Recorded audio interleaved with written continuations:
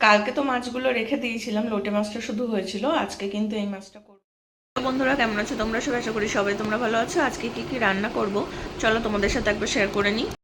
কালকে তো মাছগুলো রেখে দিয়েছিলাম, লোটে মাছটা শুধু হয়েছিল। আজকে কিন্তু এই মাছটা করব। আর এখন কড়া বসিয়ে দিয়েছি, এদিকে মাছটা ভেজে নেবো পুরো। নুন হলুদ মাখিয়ে নেই তাহলে মাছটাতে। মাছগুলোকে কিন্তু এবার একটা একটা করে ভাজতে দিয়ে দেবো কড়াতে।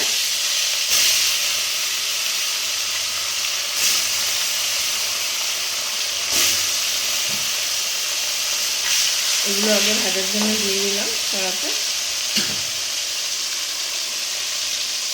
পেটিগুলো বাকি রয়েছে, এগুলোও দিয়ে দিলাম, একসাথে করে দিয়ে দিয়েছি। এবার এটা ভেজে ফেলবো ভালো করে, লাল লাল করে। এর মধ্যে কিন্তু পাঁচফোড়ন দিয়ে দিলাম। এখানে কিন্তু আমি পটল আর আলু কেটে নিয়েছি। তো এবার পটল আলু দিয়ে মাছের ঝোল বানাবো। তো এখন পটল আলুগুলো আমি তেলের মধ্যে ছেড়ে দেবো সব। তেলের মধ্যে আমি পটল আলুগুলো সব ছেড়ে দিলাম।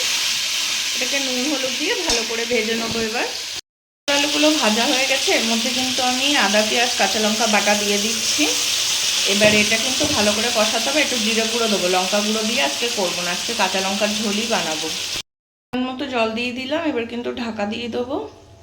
এরপরে ফুটে উঠলে ভালো করে তারপর মাছগুলো দিয়ে দেবো এর ভিতরে। মাছের ঝোল কিন্তু পুরো কমপ্লিট হয়ে গেছে। ঝোল ফুটে গেলে কিন্তু আমি মাছ দিয়ে দিয়েছিলাম। আর একটু এরকম ঝোল ঝোল রেখে দেবো। আর বাইরে কিন্তু খুব অন্ধকার, তার জন্য ঘরও অন্ধকার লাগছে, মেঘলা করেছে অতিরিক্ত, বৃষ্টি আসছে। কেমন হয়েছে বলবেন?